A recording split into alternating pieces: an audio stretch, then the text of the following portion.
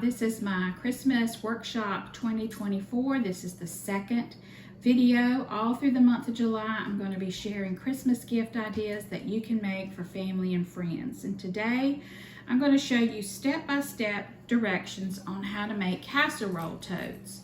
Now, 30 years ago, I made these for Christmas gifts, and then I sold a lot of them to people that wanted to give those as gifts.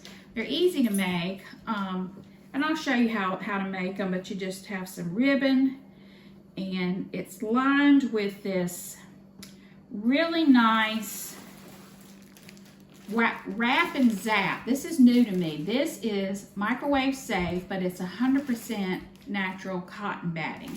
So it will keep the food warm as it's in this little cozy tote. So we're gonna make some of these, and I love, this is the Emma and Mila fabric that you get in the 1 yard packs at Walmart.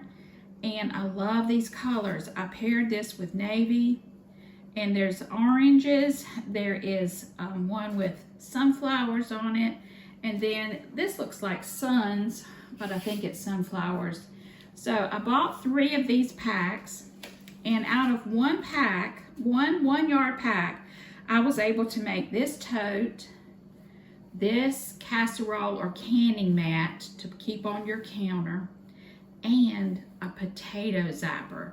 You can put your baked potato in here, put it in the microwave, cook it for about 4 to 5 minutes, and it's done. And I just love how these 3 things coordinate so nicely.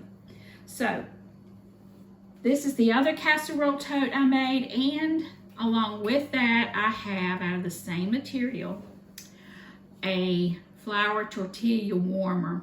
And it is lined also with this wrap and zap batting. So this can go right in the microwave. And this was so easy. This is 2 circles, and it's lined with this batting. Then you sew the 2 circles together, and I use kind of a decorative stitch. I'll show it up close. And then you just place your tortillas in it, and you can keep them warm as you're cooking them, or you can put them in the microwave. So I just love that idea. I thought that was so cute. Now the potato zapper, how to make that is on the back of this package. Gives you step-by-step directions. And I've never heard of these, and I thought, what a great idea. And I love the way everything matches. So if you pick this up at Walmart, it's made by Pellon. It does have the directions on how to make this, which was so easy. It's basically a rectangle with a point. You line it, you have this in the middle, and then you just fold it up and sew it. So I just love this. This is a great idea. So I'm going to show you in this video how to put together these casserole totes, because they're really easy. They're fun to make. You can make them in all different colors. You can make Christmas ones for fall.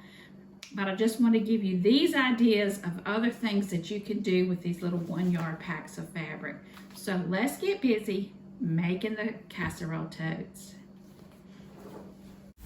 The first thing I did was to create a pattern, and I took a piece of wrapping paper and I made my pattern. It had a grid on the back side, so I did a 12 by 10 rectangle, and that's your flaps, and then a 36-inch long by 15.5 wide.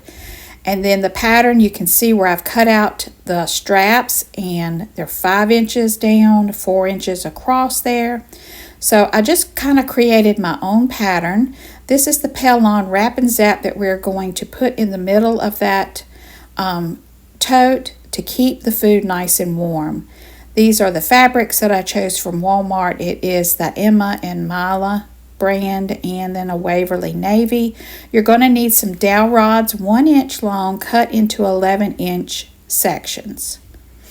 So I will leave all those measurements in the description box below. But the first step was to take my pattern, fold it in half, and then I put my material on the fold, and I cut out the top lining in that print. The back lining is the navy blue, and then in the middle is the cotton batting. So I got all of those pieces cut out. I got the 2 side panel pieces that cover the casserole dish cut out, and the lining as well. So we're going to pin the batting to the print. which is your top layer. So go all the way around and pin that. And then what I'm going to do is on my machine, I'm just going to make lines, wavy lines, and quilt that batting to that top layer. And it's not hard. I start in the center and I put down my needle, and then I just shift my fabric around to make like a wave. Just like that. And it's nice and flat. I didn't have any problems with it bubbling up or anything. But I did this on all 3 pieces. And what you're doing is you're just quilting that so it doesn't shift around. So I did about 5 rows across, 1 down the middle and 2 on each side. Then I did my long 36 by 15 and a half. I started down the middle and I just waved it all the way down. So all of the pieces are now have been quilted, and it's time to start pinning the lining to the top of that fabric.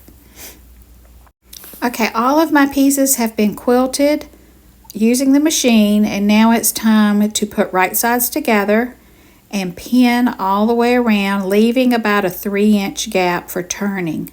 So I'm just using my pins. I'm going to go all the way around to hold this in place, and then just using a 5/8 inch seam straight stitch around, leaving 3 inches to open.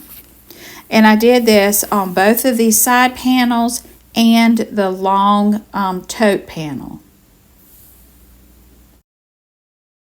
All right, this is just to show you that long 36 by 15 and a half piece. I'm just laying right sides together. I'm going to go all the way around and pin that in place.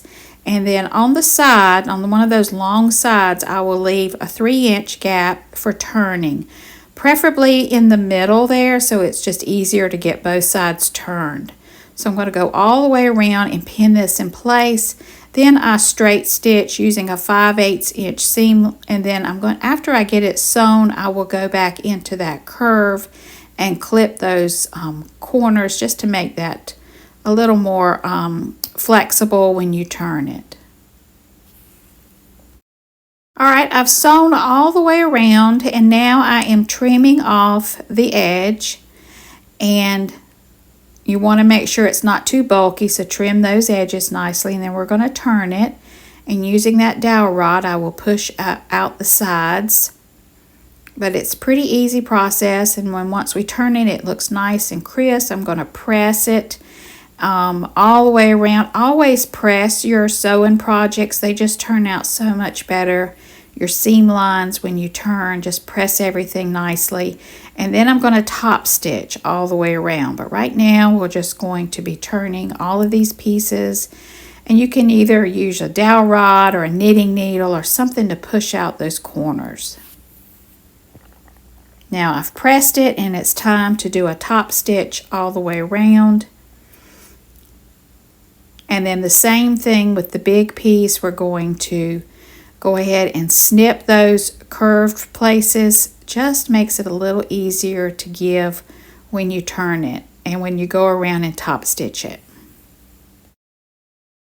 Another thing I love about this Janome sewing machine is all the different stitches. And I just picked out a cute decorative stitch just to top stitch all the way around this piece, and then to catch that opening that we use to turn. So I'm going all the way around using that decorative stitch. Now you can see I'm going to leave that part across that strap. I'm going to wait and sew that when I sew those in place. I don't want to double over it, so I'll just hold off sewing across that little short strap until I turn it, and you'll see that step in just a moment. All right, here's the strap. I have folded it down about 2 inches, 2.5 inches. This is going to hold your dowel rod in place and make a handle. And so I'm just going back over it with that same decorative stitch, just 2 sides. I'm going to leave the side on the inside open where I can slide that dowel rod in.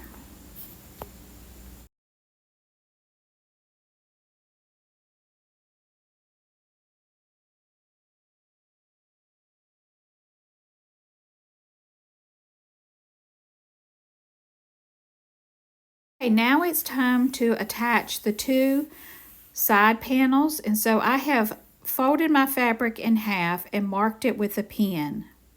And then I'm going to take my side panel, fold it in half, and match the two middle pieces so that my panels will be centered along that line.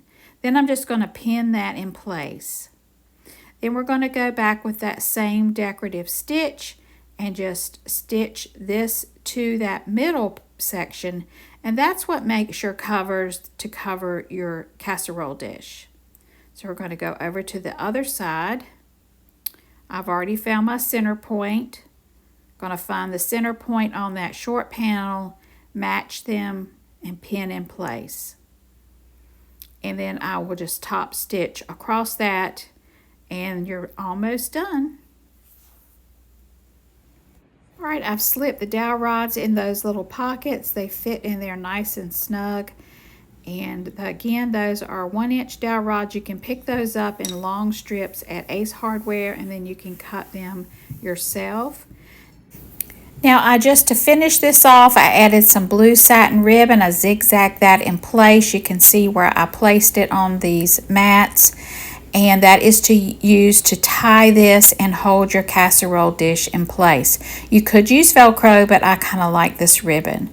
So it's all made, all complete. See how easy that was? And I really enjoyed making these tortilla wraps. Those are very good for beginner sewers. They're not hard to make at all. I just took a big Chinette paper plate as my pattern and cut those out. This is another tote that I made, and this is going to a very special subscriber, Miss Lois. You are always so good to everybody, and this is coming to you. I will be sending it to your work soon. And of course, this one is a gift for Christmas, and you can carry your dishes to potlucks or parties in style. So let me know what you think in the comments below. If you have any questions, be glad to answer those. I love these canning mats. I use mine right now, right in the heart of canning season. These look so pretty on the cabinet with your jars on them. And then, of course, I'm real excited about this potato thing. I love baked potatoes. So I'm really excited about that as well. So I hope you enjoyed today's video. I hope you can use some of these ideas. Please don't forget to check out the Christmas Workshop playlist. And stay tuned, subscribe, hit that notification bell so you don't miss any more Christmas ideas during the month of July. Thank you for watching, and y'all have a very blessed day.